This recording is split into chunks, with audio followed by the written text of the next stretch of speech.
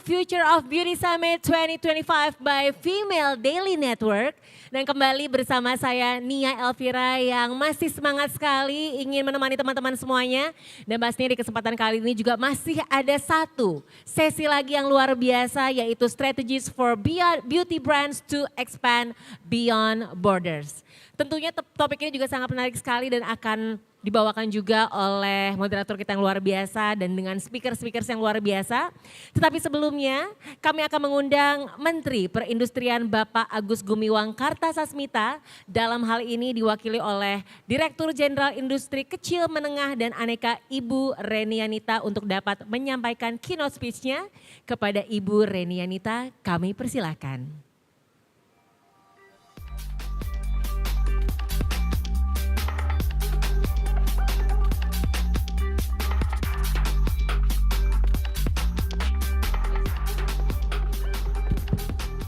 Assalamualaikum warahmatullahi wabarakatuh Ibu, selamat sore, terima kasih telah hadir dalam kesibukan yang luar biasa. Kami persilakan Ibu, silakan. Ya, terima kasih Mbak. Assalamualaikum warahmatullahi wabarakatuh. Selamat sore, salam sejahtera untuk kita semua. Pertama-tama saya sampaikan permohonan maaf dari Bapak Menteri Perindustrian, Bapak Agus Gumiwang Kartasasmita, karena kesibukan beliau tidak dapat hadir bersama kita pada sore hari ini. Beliau menitipkan salam supaya kegiatan Female Daily Future of Beauty Summit 2025 ini dapat berjalan dengan lancar. Yang saya hormati Ibu Wakil Menteri Ekonomi Kreatif, Kepala Badan Ekonomi Kreatif, Ibu Irene Umar. Yang saya hormati CEO Female Daily Network, Ibu Putri Tanjung. Direktur Industri Kimia Hilir dan Farmasi, Ibu Tri Ligayanti bersama Ketua Tim Kerja Industri Kosmetik. Yang saya hormati COO Female Daily Network, Bapak Rangga Pranata Citra. CMO Female Daily Network, Ibu Rika Indra Oktaviani. Yang saya hormati para perwakilan kementerian lembaga, para pimpinan pelaku usaha kosmetik, para tamu undangan, rekan-rekan media dan Bapak Ibu hadirin sekalian yang mohon maaf saya tidak dapat menyapa Bapak Ibu satu persatu. Alhamdulillahirabbil alamin, puji dan syukur kita panjatkan kehadirat Allah Subhanahu wa taala atas perkenan nikmat sehatnya pada sore hari ini kita dapat berkumpul pada acara Female Daily Future of Beauty Summit 2025. Bapak Ibu hadirin yang saya banggakan, pada kesempatan yang berbahagia ini izinkan saya menyampaikan rasa syukur yang mendalam atas prestasi luar biasa yang telah dicapai oleh industri kosmetik Indonesia di tengah tantangan ekonomi global yang tidak mudah.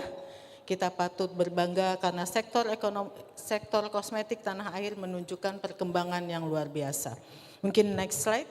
Dalam 3 tahun pasca pandemi, industri ini mengalami lonjakan yang signifikan dengan jumlah pelaku usaha yang meningkat lebih dari 77% kalau kita lihat dari tahun 2020. Jadi tercatat di tahun 2020 sebanyak 726 pelaku usaha, kemudian meningkat 77% di tahun 2024 tercatat sebanyak 1.292%. Dan hampir 84%-nya adalah pelaku usaha mikro kecil. Walaupun kita di Kementerian Perindustrian tidak mengenal istilah mikro, tapi ini kita kategorikan sebagai pelaku industri kecil. Kemudian 17%-nya adalah industri menengah dan besar. Lebih dari sekedar angka, ini adalah bukti nyata bahwa inovasi dan daya saing sektor kosmetik kita semakin kokoh.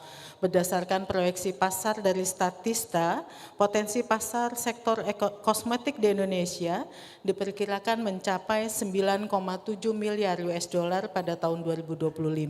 Ini sebuah pencapaian yang sangat menggembirakan. Angka-angka ini mencerminkan daya tarik besar yang dimiliki industri kosmetik kita di mata dunia. Tadi Bapak Ibu juga sudah mendengarkan dari L'Oreal Indonesia bahwa pabrik L'Oreal Indonesia ini merupakan yang terbesar di Asia. Nah ini kita juga patut mensyukuri bahwa dengan adanya investasi pasti ada menciptakan lapangan pekerjaan yang cukup besar di negara kita. Bahkan sektor kosmetik ini telah menjadi pendorong penting bagi perekonomian nasional, menciptakan lapangan kerja dan membuka peluang bagi wirausaha baru. Bapak Ibu hadirin sekalian, Meskipun dihadapkan dengan ketidakpastian global, sektor manufaktur Indonesia terus tumbuh positif. Kita lihat dari indikator Purchasing Manager Index atau PMI Manufaktur Indonesia pada bulan lalu tercatat mengalami kenaikan mencapai angka 51,9. Ini level tertinggi sejak Juni 2024. Jadi kita berhasil ekspansi Bapak dan Ibu. Nah ini mungkin slide Bapak dan Ibu tadi kami menyampaikan terkait dengan persebaran industri kosmetik di Indonesia. Jadi hanya sekitar 17% yang kita kategorikan termasuk industri menengah dan besar. Selain itu kalau kita lihat dari indeks kepercayaan industri atau IKI ini mencapai angka 53,1 pada bulan Januari lalu atau terjadi peningkatan sebesar 0,17 poin dibandingkan Desember 2024. Angka ini menunjukkan adanya fase ekspansi yang berkelanjutan di sektor industri. Pencapaian ini mencerminkan keyakinan yang tinggi dari pelaku industri terhadap prospek sektor manufaktur di Indonesia pada masa yang akan datang. Salah satu sektor yang patut diapresiasi adalah industri yang masuk KBLI 20, yaitu industri kimia. Salah satunya termasuk di dalam penggolongan ini adalah industri kosmetik. Nah sektor ini Bapak dan Ibu yang termasuk di KBLI 20 ini telah mencatatkan ekspansi selama 23 bulan berturut-turut. Pencapaian ini tidak hanya menggambarkan daya tahan sektor kosmetik, mungkin next slide-nya tadi, sektor kosmetik dalam menghadapi tantangan global, tetapi juga menggambarkan potensi besar sektor ini yang mampu bersaing di pasar global. Tidak hanya dari segi angka dan pertumbuhan, sektor kosmetik Indonesia juga semakin diperhitungkan dalam hal keberlanjutan dan inovasi. Salah satu langkah besar yang patut diapresiasi adalah peran industri kosmetik dalam mendukung Sustainable Development Goals atau SDGs, terutama dalam penggunaan bahan alami yang ramah lingkungan. Di sini dilaporkan dari Statista menunjukkan bahwa lebih dari 60% konsumen di beberapa negara termasuk Indonesia lebih menyukai produk yang berbasis pada bahan-bahan alam. Hal ini tentu memberikan kekuatan pendalaman struktur di industri kosmetik nasional mengingat bahan baku alami tersebut tersedia di Indonesia dengan dukungan kekayaan biodiversitas yang mencapai lebih dari 30.000 jenis tanaman berkhasiat dan sumber-sumber alami lainnya. Namun demikian, kemampuan inovasi dan riset di sektor kosmetik perlu terus ditingkatkan. Dengan bekal tersebut, Indonesia memiliki peluang besar untuk menjadi pemimpin di segmen kosmetik berbasis bahan alam. Di sini juga kita lihat bahwa karakteristik industri kosmetik nasional di samping merupakan industri padat karya, yaitu menggunakan banyak tenaga kerja baik langsung maupun tidak langsung, kemudian ada dinamis dalam mengikuti tren pasar, kemudian teknologi produksi bersifat formulasi, kemudian mengandalkan image ataupun pencitraan desain produk, yang terakhir pasti kita kenal dengan back to nature. Kemudian Kementerian Perindustrian, Bapak Ibu terus memperkuat komitmen untuk menciptakan ekosistem industri kosmetik yang berdaya saing dan berkelanjutan. Berbagai kebijakan terutama untuk penyediaan akses terhadap bahan baku, teknologi dan pengembangan sumber daya manusia menjadi prioritas untuk terus diimplementasikan, termasuk penyediaan fasilitas, kolaborasi penelitian dan pengembangan bahan baku alam di House of Wellness. Kami punya House of Wellness Bapak Ibu, ini di bawah Balai Besar Standarisasi dan Pelayanan Jasa Industri Kimia, Farmasi dan Kemasan di Jakarta. Langkah kebijakan ini bertujuan agar industri kosmetik nasional semakin kompetitif baik di pasar domestik maupun internasional. Bapak dan Ibu hadirin sekalian, selain bahan alami, satu peluang lain yang sangat menjanjikan adalah kosmetik halal. Ini mungkin di slide tadi ada data State of the Global Islamic Economy Report tahun 2023 sampai 2024 yang menunjukkan bahwa Indonesia adalah negara dengan konsumen kosmetik halal terbesar kedua di dunia dengan nilai pasar sebesar 5,4 miliar US dollar pada tahun 2022, satu peringkat di bawah India dengan nilai pasar mencapai 6,9 miliar US dollar. Industri kosmetik halal Indonesia ini diprediksi akan terus tumbuh pesat dalam 3-5 tahun ke depan dengan proyeksi pertumbuhan sekitar 4,5% dari 2023 hingga tahun 2028 mendatang. Inilah saatnya bagi kita untuk memperkuat posisi Indonesia sebagai pusat kosmetik halal dunia. Untuk mendukung upaya tersebut, Kementerian Perindustrian terus memfasilitasi sertifikasi halal dan mendorong partisipasi industri dalam berbagai pameran internasional yang bertujuan agar industri kosmetik dalam negeri dapat meningkatkan ekspor dan memperbesar market share-nya di pasar global. Kami berharap dengan langkah-langkah yang telah dilakukan Kementerian Perindustrian, produk kosmetik halal Indonesia semakin dikenal di pasar global dan menjadikan Indonesia sebagai pusat kosmetik halal dunia. Kami sepakat dengan apa yang disampaikan Ibu Wamen tadi, bahwa di samping kita harus mengamankan pasar dalam negeri, produk Indonesia juga harus dikenal di mancanegara. Inilah sebagai salah satu upaya kita juga untuk menjadikan produk lokal bisa bersaing baik itu di pasar dalam negeri maupun di pasar global. Selain itu, Kementerian Perindustrian juga menyelenggarakan Indonesia Halal Industrial Award atau kita kenal dengan IHIA sebagai bentuk apresiasi kami kepada para pelaku usaha industri yang telah menerapkan sistem jaminan produk halal dengan berbagai inovasi dan pengembangan yang dilakukan. Jadi dengan akses pasar global dan perjanjian perdagangan yang sudah kita punyai, berbagai free trade agreement, kemudian CEPA dan juga RCEP dengan 20 mitra dagang utama kita harapkan peluang industri kosmetik ini semakin besar lagi. Bapak Ibu hadirin sekalian, saya sangat mengapresiasi penyelenggaraan acara Female Daily Future of Beauty Summit 2025 ini. Acara ini saya harapkan menjadi wadah strategis bagi kita semua untuk berbagi pengetahuan, memperluas wawasan, dan merumuskan strategi yang akan membawa industri kosmetik Indonesia menuju masa depan yang gemilang. Saya harapkan melalui pertemuan ini kita bangun ekosistem yang lebih baik lagi untuk kemajuan ataupun daya saing industri kosmetik nasional. Dengan semangat kolaborasi yang kuat antara pemerintah, pelaku industri, dan semua pemangku kepentingan, saya yakin bahwa kita dapat menjadikan Indonesia sebagai pemain utama di pasar kosmetik global. Mari bersama-sama kita mewujudkan masa depan yang lebih cerah lagi bagi industri kosmetik Indonesia. Terima kasih. Wabillahi taufiq wal hidayah. Wassalamualaikum warahmatullahi wabarakatuh. Waalaikumsalam warahmatullahi wabarakatuh. Terima kasih banyak kepada Ibu Renianita. Kami mohon untuk tetap berada di tempat dan kami undang sekali lagi untuk Arinda Kristi selaku Editor-in-Chief dari Female Daily Network untuk bisa memberikan Certificate of Appreciation kepada Ibu Renianita selaku Direktur Jenderal Industri Kecil Menengah dan Aneka. Boleh agak di tengah sedikit Ibu dan juga Arinda, silakan untuk bisa diabadikan momennya. 3, 2, 1 dan 3, 2, 1. Kita berikan sekali lagi tepuk tangan yang paling hangat. Masih ada silahkan yang di sebelah kanan.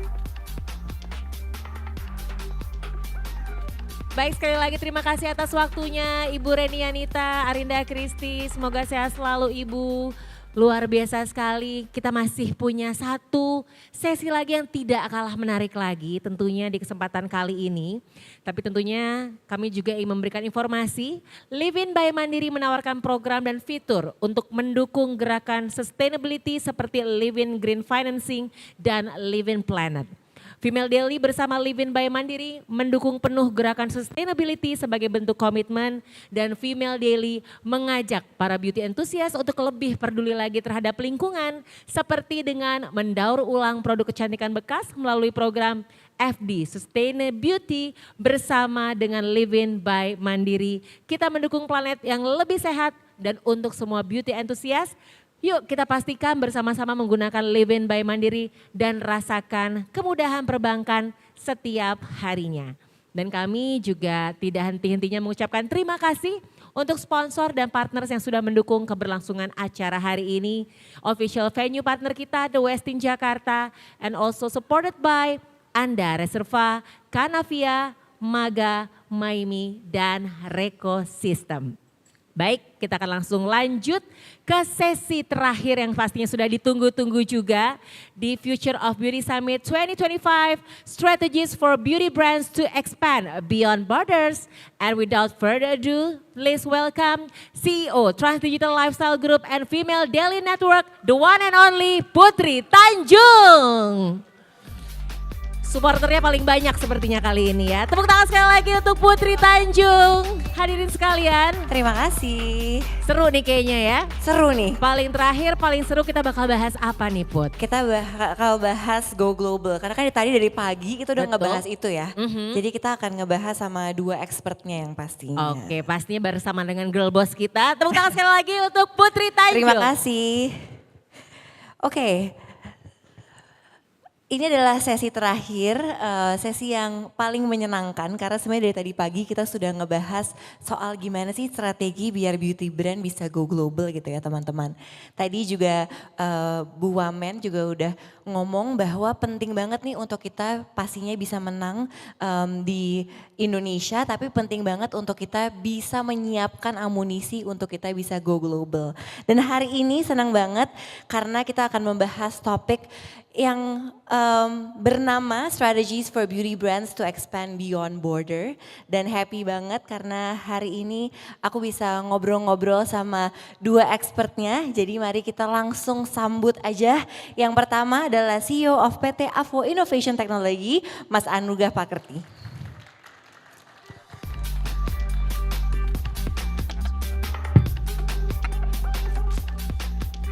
Hai Mas An, apa kabar? Oh, Mbak Putri. Oke, yang kedua adalah pastinya sudah tidak asing lagi karena I'm also very proud karena aku adalah part of Paragon family. Jadi mari kita sambut Deputy CEO of Paragon Group, Dr. Sari Hairunisa.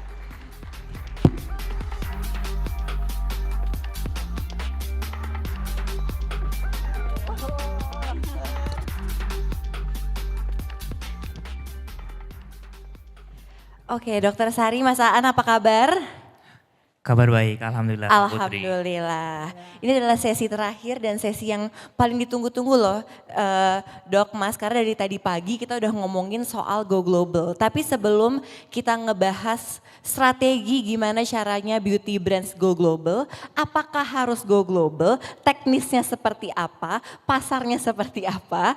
Aku mau tanya dulu dari Dr. Sari dan Mas An. Sebenarnya beauty industry, ekosistem beauty di Indonesia di mata kalian seperti apa? Dan sebenarnya emang penting ya kita harus go global atau sebenarnya nggak harus juga?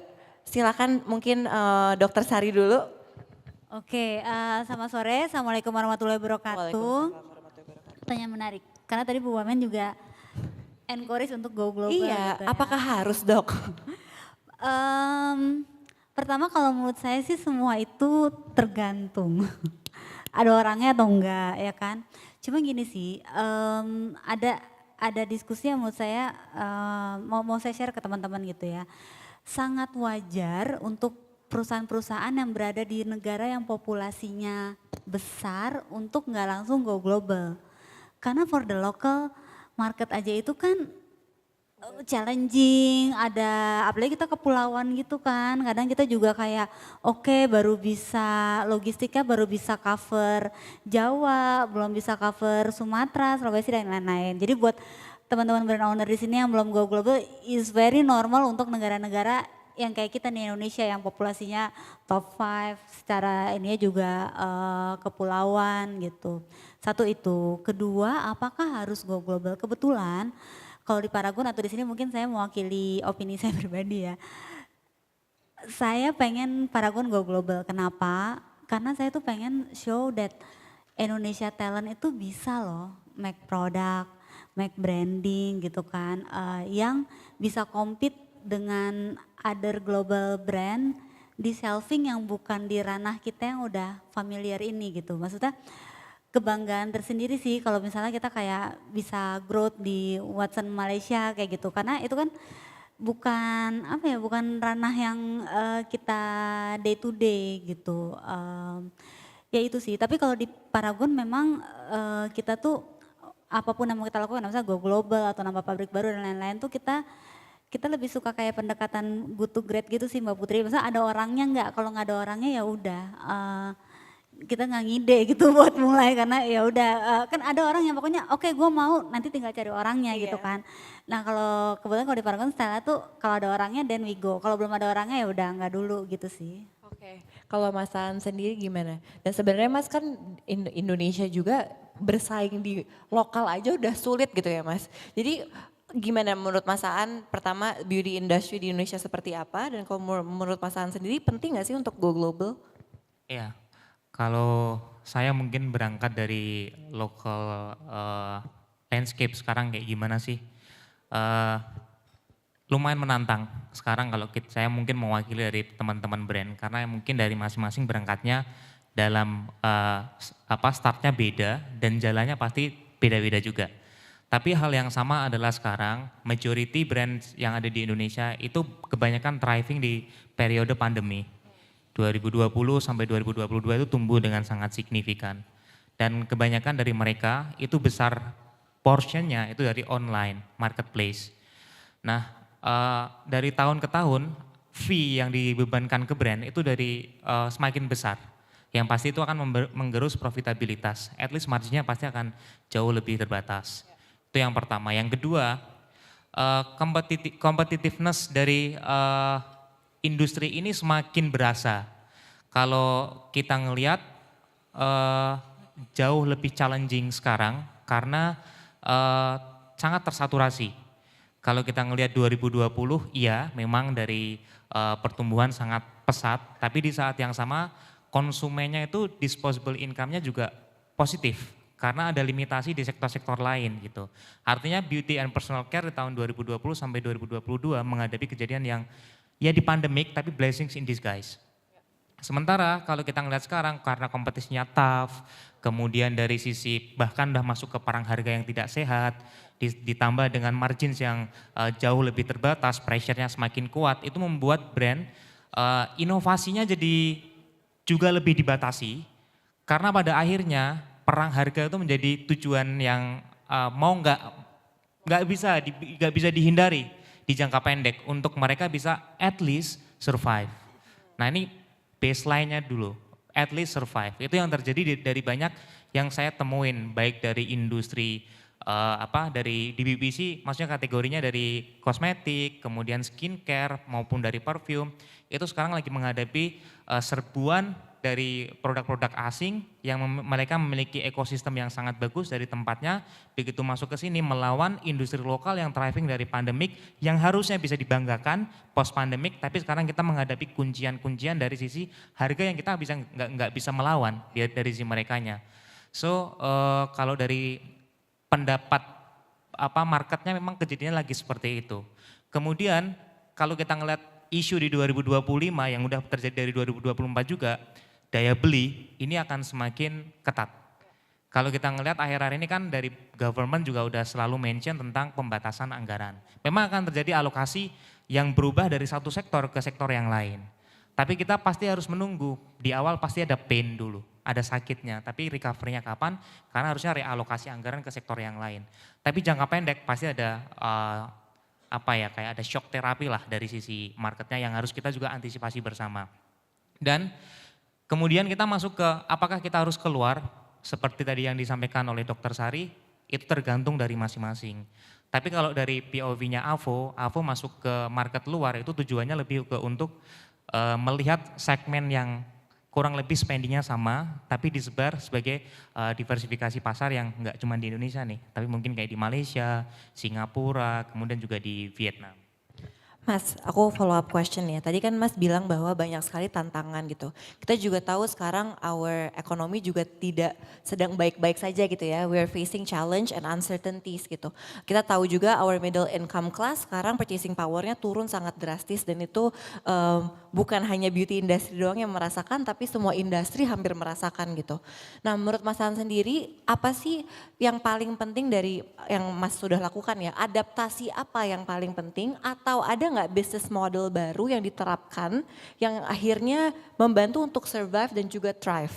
Ditambah satu lagi Mas, tambah lagi untuk yang tadi bagian expansion keluar gitu ya, aku penasaran apakah itu juga salah satu revenue stream baru dan apa sebenarnya itu menguntungkan Mas?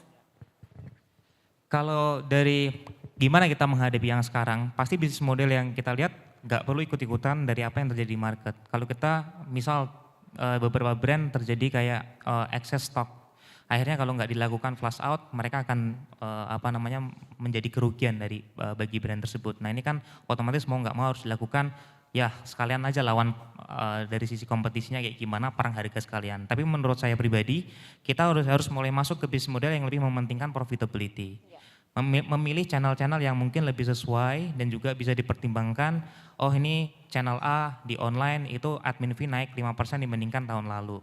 Ya udah, kita harus bisa menyesuaikan diri. Berarti marketing cost mungkin harus ada yang bisa disesuaikan. Kemudian dari sisi HPP, dari si barang harga produksi itu bisa gimana di-adjust biar bisa tanpa mengurangi kualitas, tapi dari sisi margins itu juga masih jauh lebih sehat gitu. Ini juga harus dipertimbangkan. Tapi yang paling penting juga adalah terus mengukur dari sisi operasionalnya, expensesnya. Karena kalau kita nggak recheck lebih cepat sekarang itu pasti di bawahnya, oh kayaknya revenue-nya gede, tapi kok lewat-lewat terus ya. Nah ternyata bawahnya minus terus gitu. Akhirnya cash flow-nya jadi terhambat. Jadi teman-teman kita tidak perlu apalagi brand-brand yang berangkatnya dari bootstrap. Yang berangkatnya dari uang tabungan gitu kan, kita harus lebih disayang-sayang ya. Karena kalau kita mengikuti pattern yang ada di market, terus oke, ini kompetisinya perang harga, kita ikutan perang harga, kita nggak akan survive. Karena itu game yang di-expect sama competitors kita, kalau kita masuk kita pasti dimakan gitu. So fokus ke sesuatu yang lebih menguntungkan, channel yang lebih menguntungkan, dan terus dipantau dari sisi cost yang dikeluarkan. Terus kalau dari sisi yang ekspansi keluar, itu jadi revenue stream yang baru, tapi secara size juga belum yang sebesar di Indonesia. Karena tantangannya jelas lebih banyak. Kita nggak menggunakan SKU khusus untuk penetrasi ke market luar. Yang kita gunakan hanya, di sana socio culture-nya kayak gimana, terus kemudian dari pain points-nya di mana mungkin akan dibedakan komunikasinya dengan yang ada di Indonesia. Tapi secara menguntungkan atau tidak di Asia Tenggara itu sebenarnya marketnya sangat menguntungkan. Karena kalau di AVO di Indonesia average basket size itu sekitar $10. Tapi kalau kita kayak ke Malaysia itu bisa hampir double. Di Vietnam hampir double juga. Nah ini kan menunjukkan bahwa mereka memiliki spending yang harusnya kita aim. Tapi baik lagi itu nggak bisa mudah juga karena kita punya effort yang harus lebih tinggi juga dari sisi marketing dan juga mengenali socio culture yang ada di sana. Oke, Dokter Sari tadi ngomongin yang Mas Aan bilang ya, another revenue stream gitu ya dengan keluar. Kan di Paragon ini terkenal dengan inovasi yang sangat luar biasa. Produk keluar terus, inovasinya bagus-bagus banget. Terus juga secara marketing campaign itu top notch. Gimana caranya ngebalance yang tadi Mas Aan bilang, secara operational dan gimana caranya innovation tetap berjalan di tim gitu ya. Cuma back end profitability dan profit itu menjadi penting, Mbak. Kultur yang dibangun tuh seperti apa, Dok? Mungkin karena Paragon itu kan dimulai 40 tahun yang lalu. Jadi teman-teman bayangkan modal dapat modalnya itu ya pilihannya apa sih ya? Pilihannya pinjaman bank waktu itu ya sama tabungan. Jadi kalau dari dulu tuh Bu Nur tuh mikirnya pokoknya biaya marketing itu berapa persen dari penjualan. Jadi kalau penjualan lo belum segitu gue nggak mau ngeluarin kayak gitu. Jadi jadi hati-hati. Jadi nggak pernah jor-joran di awal gitu. Nah implikasinya gimana? Mungkin teman-teman brand owner pertama gini. Pertama kita sangat hati-hati dalam MOQ. Jadi kadang-kadang kan kita tergoda kayak kalau MOQ-nya segini harganya turun segini gitu. Aduh pandemi itu kayak hard lesson banget buat kita. Mungkin teman-teman inget ya pandemi itu kan Maret, lebarannya Mei. Lebarannya Mei, April puasa. Jadi itu kan kita stok banyak banget karena kita mempersiapkan festif judulnya ya enggak Mas An dan teman-teman mungkin tahu ya. Tapi festival 2020 itu gak kejadian dan stok itu baru habis kayak 2,5 tahun deh. Lama kita flash out, mungkin karena SKU juga banyak. Jadi kita pertama MOQ itu kita hati-hati. Kedua ketika kita mau ngeluarin seri baru atau brand baru, yaitu karena kita masih punya mindset, oke, ini kira-kira berapa. Jadi kita kayak oke, mau mainnya gimana dulu nih gitu. Jadi buat ya kalau Kakak Wardah mungkin udah banyak gitu ya tabungannya, tapi yang kecil-kecil oke, ini mau online dulu, oke mau di mana dulu, perlu ini atau enggak. Jadi kita kayak start small gitu instead of kayak jor-joran di depan. Itu yang kedua.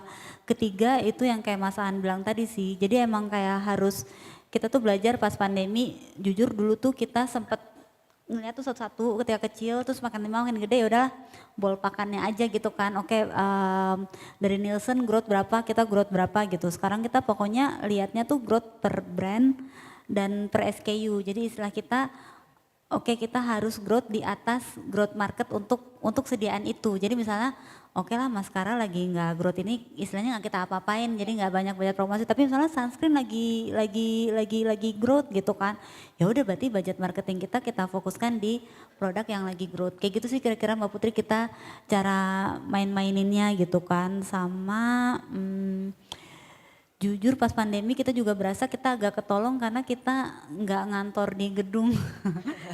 Ya kan, buat yang ngantor di gedung kan lumayan loh biaya sewanya kan. Iya, jadi kita kan Menghemat kayak ya. di perumahan gitu, nah itu juga lumayan gitu. Sama ya harus saling gimana ya, harus saling mencolek sih, karena kadang-kadang kita bisa bocor di kayak, iya perjalanan bisnis kok kayak naik banget ya, kayak gitu kan. Atau misalnya, loh kok kita baru beli mobil untuk corporate tapi kok Grab corporate-nya juga naik ya. Jadi emang teman-teman brand owner misalnya bukan tipikal kayak gitu, di Paragon kebetulan kita tuh tipikal kayak gitu. Jadi harus punya temen yang melototin kayak gitu loh. Jadi saling feedback. Ini kita ada apa ya, bocor-bocor halus di mana sih gitu. Jadi banyak penjaga dan mata-matanya ya dok. Iya. Dok, aku mau nanya soal tadi kita ngomongin expansion, tadi kita bilang itu sebagai salah satu revenue stream baru gitu ya. Aku penasaran sebenarnya parameter apa sih dok? Kalau misalkan kita nih beauty brand, kita mau go global, parameternya tuh apa? Bisnis kita tuh apakah sudah harus profitable, apakah sudah harus sustainable, apa parameternya? Dan yang kedua, langkah awalnya tuh apa dok? Oke, buat kita expansion pasti di negara asal itu harus profitable dulu. Karena kita punya beberapa brand. Jadi brand yang misalnya sekarang Malaysia gitu ya, ya brand yang akan masuk ke Malaysia adalah brand yang sudah profitable di Indonesianya. Jadi buat brand-brand baru kita ya kita nggak langsung ke Malaysia satu.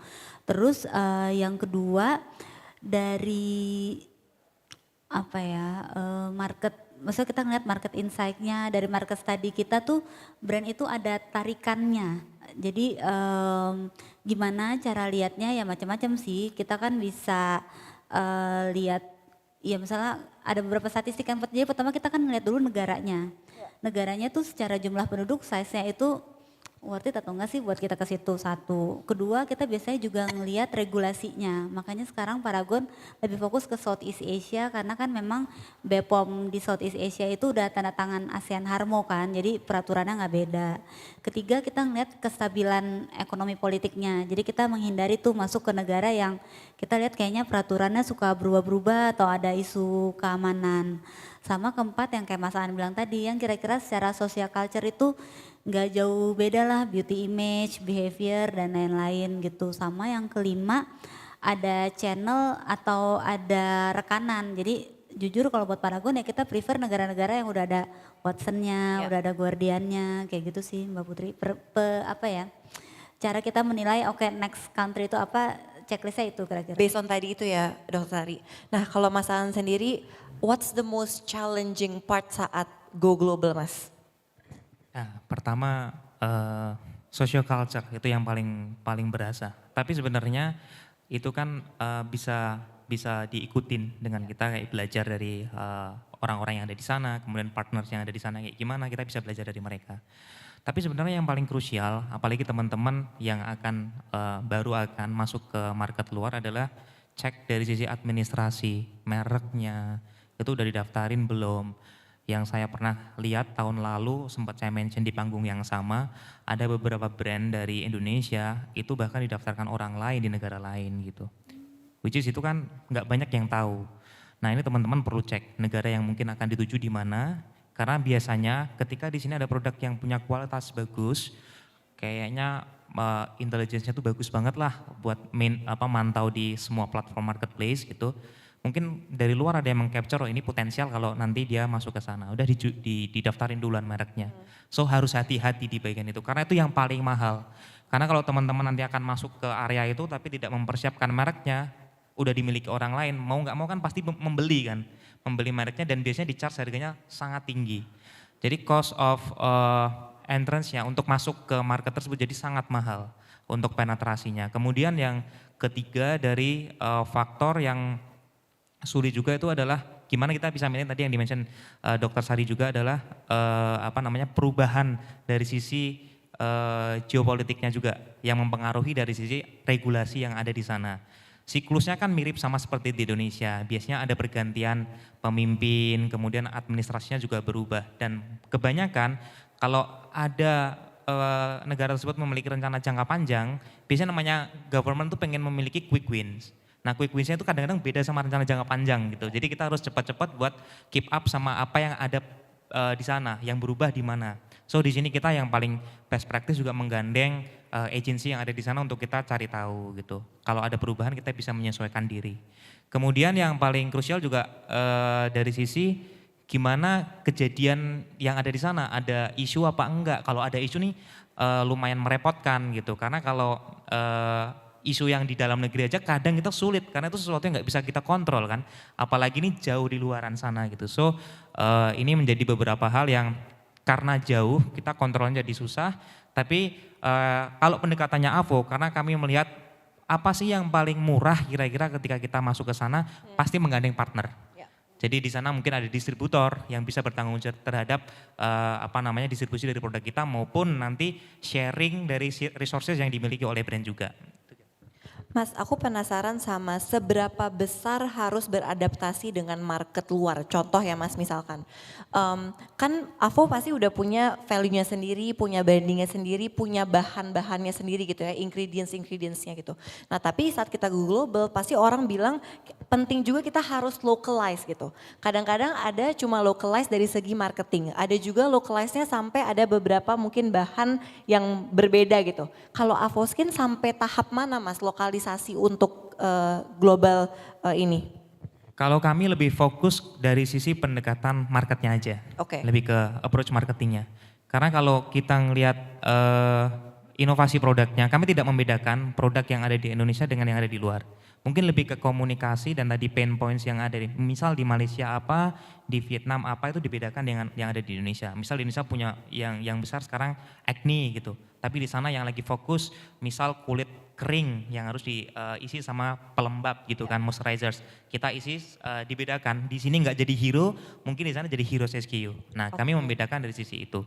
Kemudian dari sisi ingredients, sebenarnya brand Indonesia masuk ke market luar ini berbeda dengan brand Korea ketika masuk keluar. Karena mereka memiliki kendaraan dari sisi industri yang lain. Kayak K-pop, K-wave itu semua sangat mempermudah untuk mereka masuk. Nah kami tidak melulu harus membawa sesuatu yang lokal. Karena bisa jadi mereka tidak mengerti apa itu dan kita juga semakin tidak realistis gitu. Kalau untuk winning the market, ini lebih ke pembahasannya as an entrepreneur aja ya. Karena akan winning di sana itu akan sulit. Bahkan mungkin best practice-nya adalah contoh tadi, karena leverage-nya adalah artis dari Korea, mungkin bisa menunjuk brand ambassador dari Korea untuk penetrasi ke Vietnam, which is market fan base-nya dari K-Wave di sana juga cukup besar gitu. Jadi tidak melulu harus bawa sesuatu yang lokal, tapi pelan-pelan ketika orang itu sudah mengetahui brand kita, baru isi apa yang dijual dari story yang ada tentang Indonesia. Nah brand kami itu salah satunya tuh OAC, itu mengenalkan tentang lautnya Indonesia keluar. Nah ini besok bulan Maret itu ada eksibisi di Bolonya. Tujuan kami masuk ke market-market yang lebih mature secara sustainability, itu kami bisa bercerita tentang cerita sustainability-nya gitu. Jadi kalau di Southeast Asia karakternya mungkin masih akan sangat ke produknya dan biasanya masih melihat dari si harganya. Tapi kalau di US, kemudian Eropa, kemudian Australia itu lebih fokus ke mereka lebih mindful. Kalau mereka lebih mindful, story itu akan lebih bisa diceritakan dibandingkan produknya itu sendiri, which is produk quality itu udah kewajiban. Tapi cerita tentang produknya beyond the products itu lebih penting. Menarik. Dok, aku penasaran. Kalau misalkan Paragon kan sudah ada di banyak sekali negara. Apakah memang timnya ada tim khusus untuk setiap negara atau semuanya di pool di Indonesia atau gimana dok? Secara tim dan secara logistik. Oke, kita tuh udah pernah coba beberapa format. Nah iya. Jujur yang pertama yang kayak Mas Andri sebut ya, ada distributor ya udahlah kita taruh aja gitu. Cuma kita belajar kayak Mas Andri tadi bilang kita harus invest di marketing sih, dan biasanya ini buat teman-teman brand owner yang mulai mungkin kenalan sama distributor, biasanya distributor itu nggak jago marketing. Jadi mereka cuma kayak coba naruh di channel-channel tapi nggak bikin activation, nggak apa, nah ternyata repot. Itu udah pernah gagal. Jadi saya merekomendasikan teman-teman jangan mengulangi lagi. Terus yang kedua, kita pernah ya udah deh cabut dari distributor, kita coba run sendiri gitu ya. Dengan tim Indonesia waktu itu, karena kita susah. Waktu itu belum dapat lah talent Malaysia gitu. Itu ternyata juga nggak semudah itu sih teman-teman, karena walaupun jujur kita waktu itu merasa sangat serumpun ya, tapi ternyata behaviornya tuh beda banget gitu. Nah kita tuh 2 tahun terakhir mulai tuh rekrut talent Malaysia, jadi mereka juga lebih paham siapa sih influencernya, habitnya. Misalnya contoh saya juga baru tahu, ternyata di Malaysia itu aktivitas puasa itu lanjut terus sampai jam 11 malam. Oh oke. Jadi selesai taraweh masih hangout atau lari 5K kayak gitu. Oh gitu. Yang nggak kebayang Sampai jam kan? 11 malam. Iya. Yang kayak gitu-gitu tuh yang kita nggak tahu, cuma pas punya talent Malaysia mereka kayak oke, ini activationnya aku ubah lagi ya, yang kita tadi udah orat-orat di Indonesia, karena enggak nih behavior Malaysia nggak kayak gini, kayak gitu sih Mbak Putri. Jadi kayaknya the best apa ya so far nih ya, kita ngeliat akhirnya kita tuh growth di Malaysia ketika campuran dari orang Local Indonesia team ya. dan local team juga ya. Oke, Dok, aku penasaran bisa nggak share sukses story dari salah satu brand Paragon misalkan yang go global, ada nggak sukses story yang sampai sekarang tuh hangat gitu di hati? Ya alhamdulillah sih Wardah dan Kaf terutama ya itu diterima dengan baik di Malaysia. Bahkan mereka sih, buat mereka tuh Malaysian brand sih sebetulnya. Mereka tuh nggak ada yang iya mereka nggak ada yang itu brand dari Indonesia. Yang waktu itu saya bangga sih sama tim Paragon. Ya kita jujur baru akhir tahun lalu lah menyesuaikan produk untuk Malaysian market. Jadi kita ada nambah shade karena kan kalau di situ etnis Indianya cukup banyak gitu kan, cukup kuat. Jadi kita nambah beberapa shade. Ya buat saya pribadi sih Wardah dan Kaf diterima dengan baik, dan mereka juga menerima dengan nggak kayak oh ini Indonesian brand atau apa. Buat saya tuh kayak oh ya oke, this is pede nih, itu bisa jadi global brand gitu sih buat saya ya. Dok, Mas Aan, tadi kan udah cerita-cerita soal awal expansion gitu. Aku pengen tahu dong ke depannya, atau ada nggak sih rencana lagi mau buka di negara apa, atau misalkan plan short term and long termnya untuk Paragon dan Avoskin mau kemana lagi nih? Mas Aan silakan. Kalau kami lebih fokus ke area yang sekarang dimasukin mulai dari Malaysia, Singapura, Vietnam. Jadi Southeast Asia itu masih jadi sesuatu yang kami pengen fokusin dulu karena dari sisi geografi juga dekat. Kemudian dari sisi karakter itu kami belajarnya mungkin bisa lebih cepat gitu.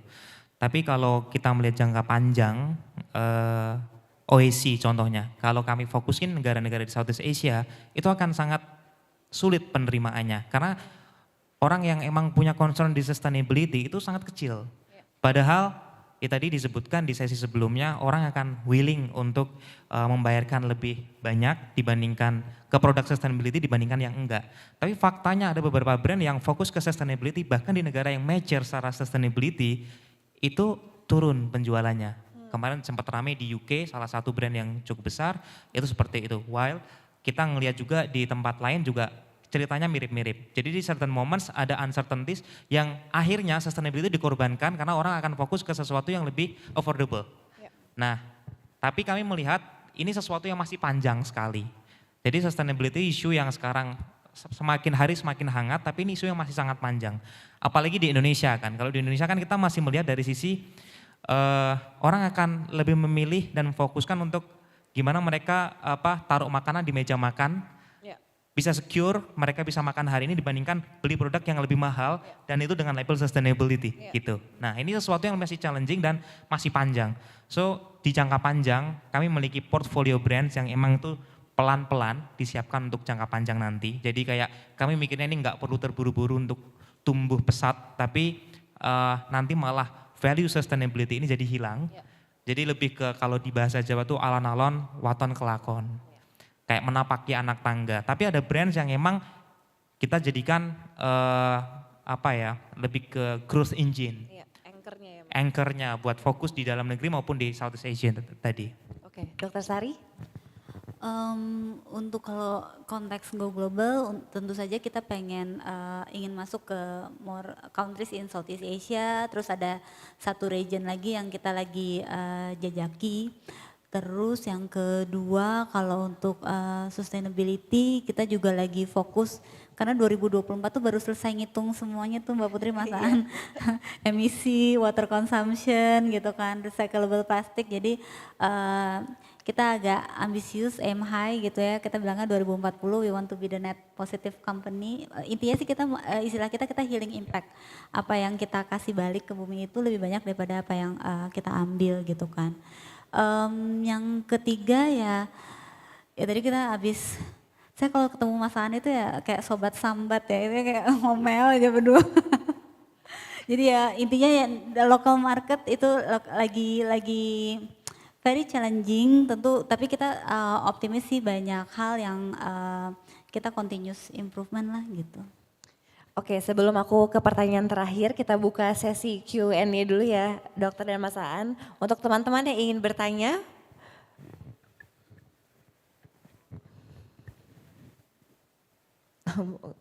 udah tercover semua kali ya. Ada yang mau bertanya teman-teman?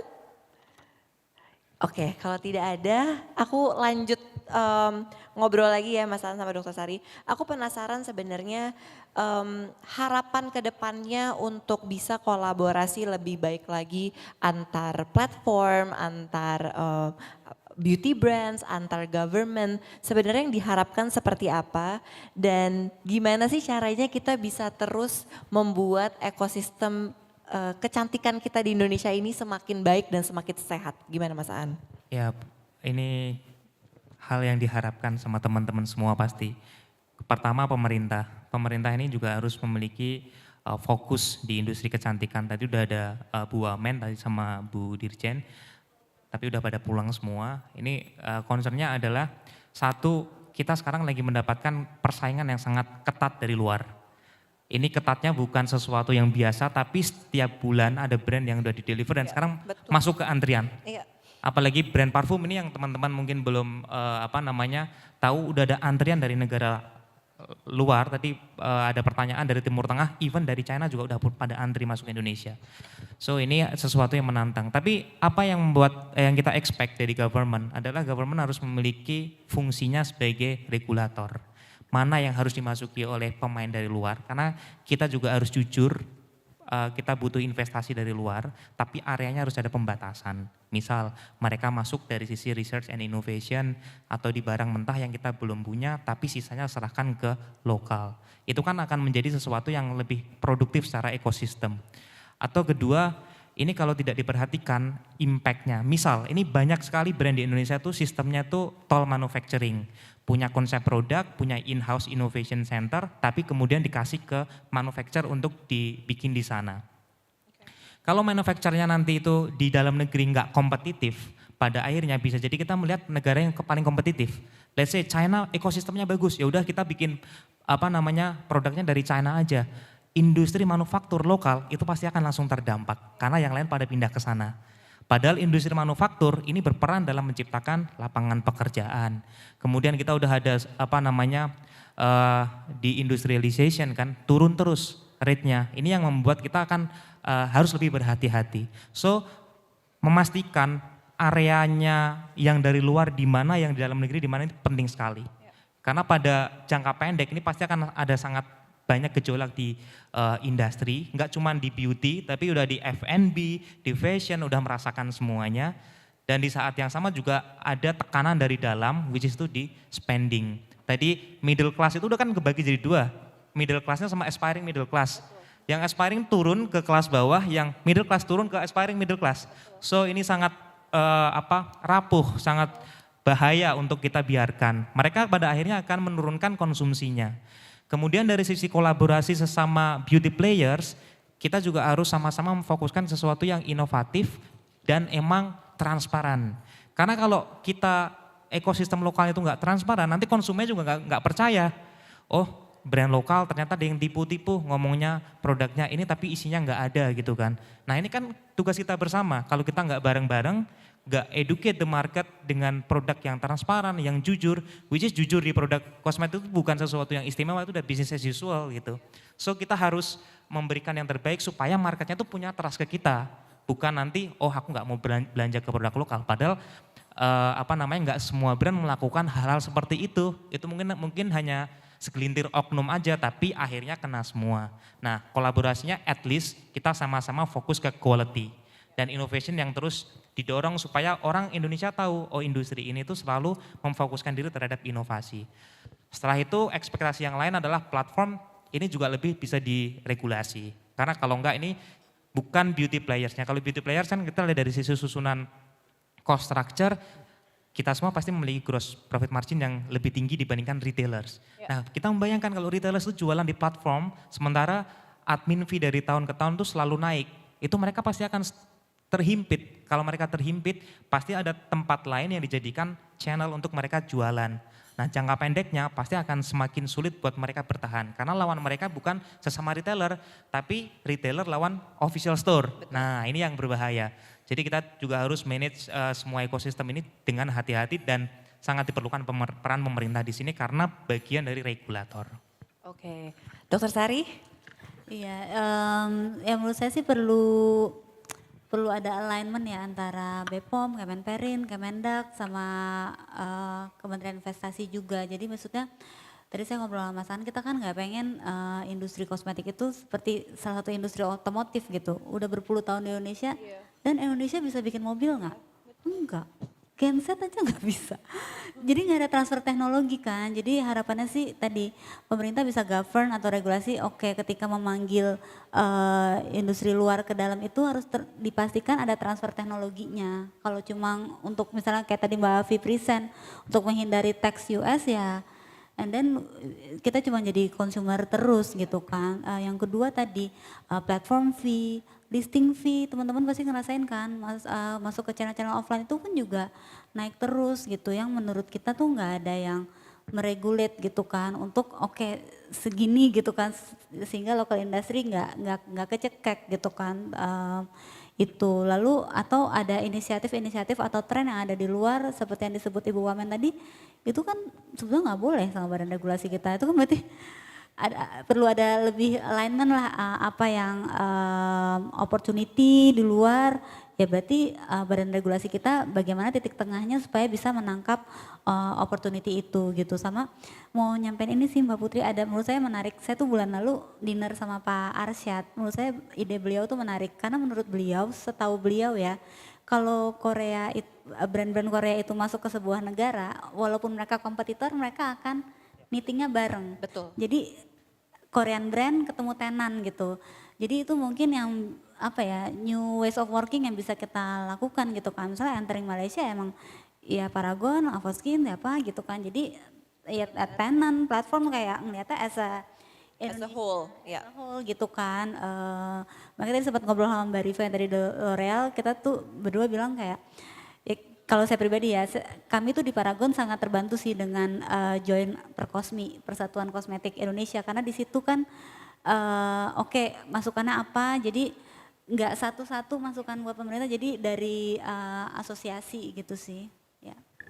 Oke, terima kasih Mas Aan dan Dr. Sari. PR kita masih banyak ya. Masih banyak, Mbak PR Putri. kita masih banyak ya. Boleh tepuk tangan teman-teman untuk dua pembicara kita yang sangat luar biasa. Terima kasih sekali lagi, menurut aku ini sangat insightful. Nanti kita ngobrol lagi ya Dr. Sari sama Mas Aan di backstage. Tapi terima kasih teman-teman sudah hadir dari pagi sampai sore. Dan aku sangat banyak sekali belajar di sesi ini. Dan semoga ini bisa menjadi PR kita bersama ya untuk bisa terus berdampak untuk membuat industri dan ekosistem industri kreatif kita terutama beauty semakin baik lagi. Oke, aku balikan ke MC kita, silahkan. Kita boleh berikan tepuk tangan yang paling spesial sekali lagi untuk keynote kita yang luar biasa ya, dan juga strategies for beauty brands to expand beyond borders. Kita undang sekali lagi kepada Editor-in-Chief Female Daily, Arinda Christy, untuk bisa memberikan Certificate of Appreciation kepada key speakers kita dan juga kepada moderator kita Putri Tanjung, Mas Anugrah Pakerti dan juga Dr. Sari Hairunisa. Boleh kita posisinya agak ke depan untuk bisa diabadikan momen spesialnya, kami persilahkan.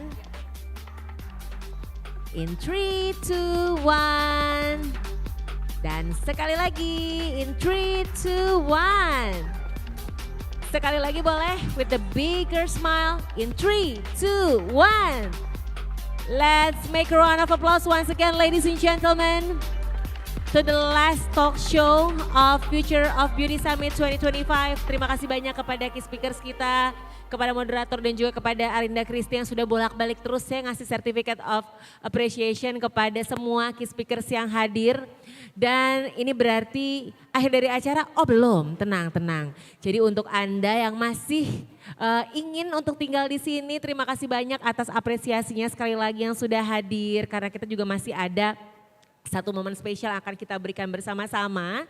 Saya akan memanggil rekan saya yang akan menemani saya untuk bisa memberikan apresiasi kepada 5 orang yang beruntung untuk mendapatkan hadiah dari Female Daily.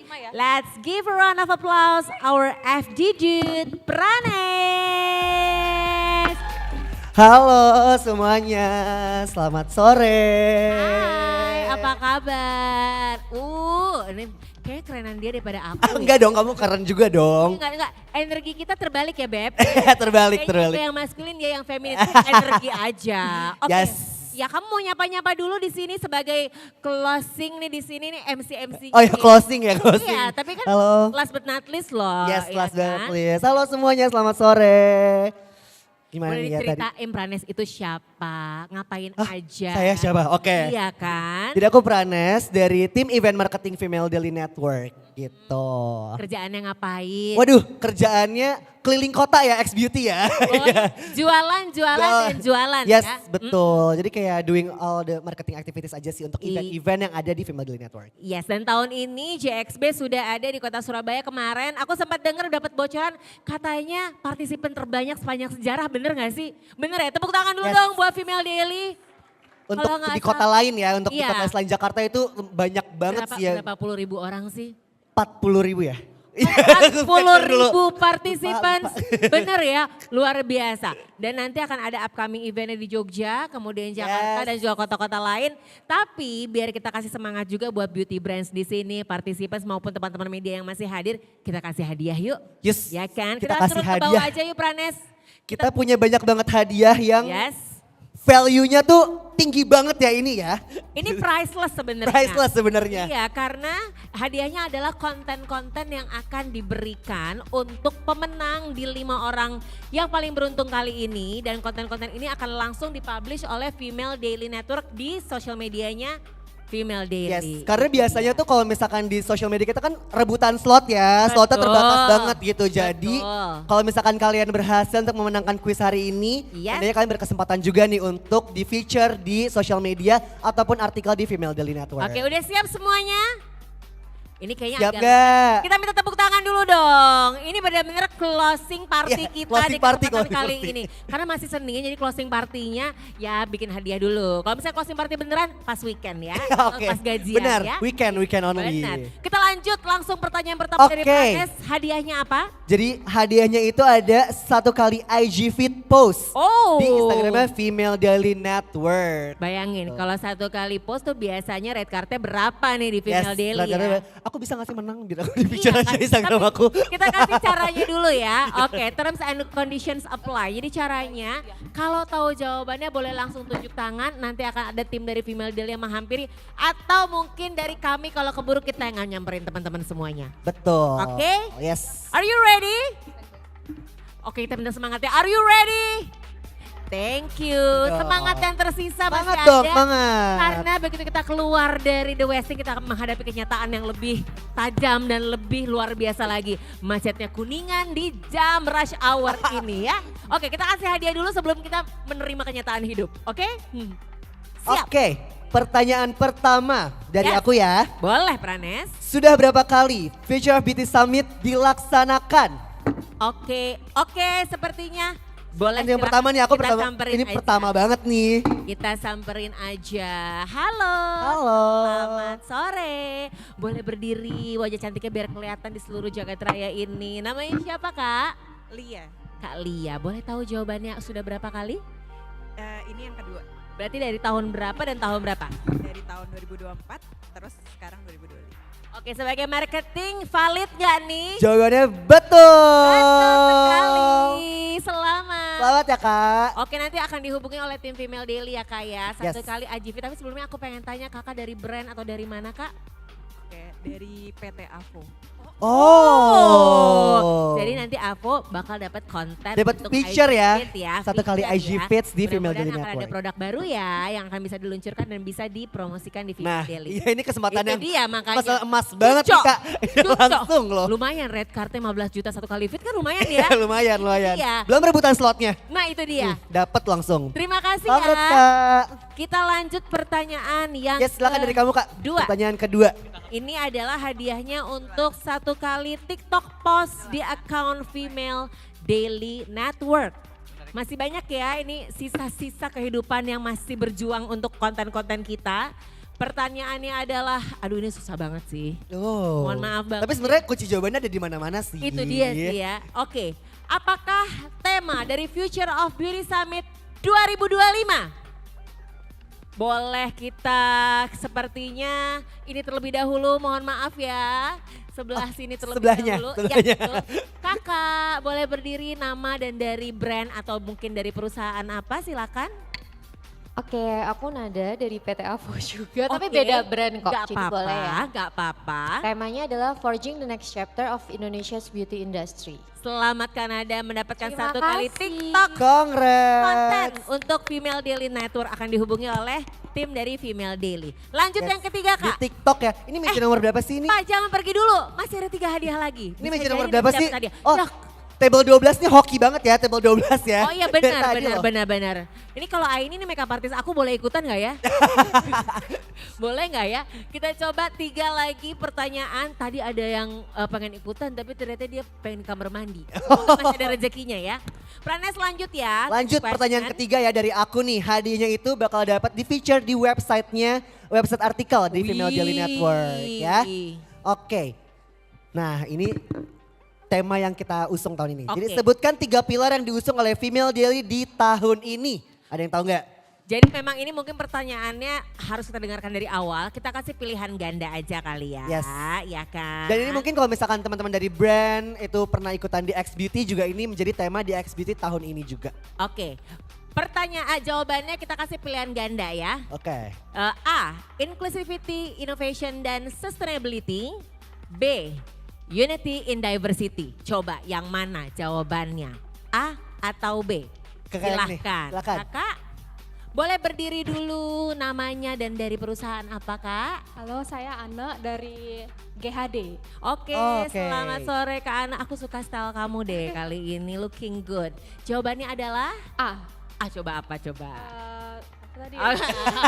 Oke. Inclusivity, Innovation, and Sustainability. Selamat ya Kak. Congrats Kak. Mendapatkan hadiahnya yaitu satu Satu kali website artikel Cucok. di Kita Female lanjut Daily lagi. Network. Pertanyaan yang keempat. Masih ada 2 ya hadiahnya ya. Ini lebih seru lagi mendapatkan 1 kali IG Reels di Instagram Female Daily Network dengan durasi 10 menit katanya ya. Wow, 10 menit Short apa? movie itu ya, itu short movie kayaknya. jadinya. Enggak. Itu kesalahan aku. Baik, pertanyaannya adalah tadi kita udah ada 4 sesi talk show untuk talk show utama kita di Java Ballroom. Sebutin salah satu aja. Topik breakout session room. Nah, bukan main talk show ya, breakout session room. Kita silakan di sini. Mungkin tadi perempuan-perempuan terus, sekarang kita coba nih yang ganteng di sini, silahkan. Nah, Arya Saloka mau jawab katanya ya.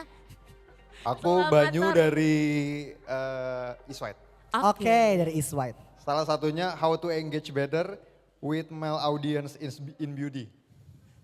Yang mana sih Kak?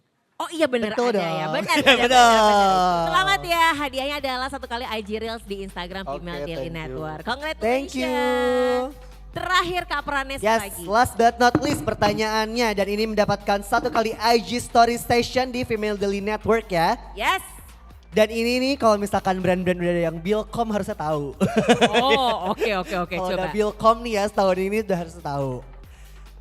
Di manakah upcoming X Beauty akan dilaksanakan? Ih tadi aku bilang.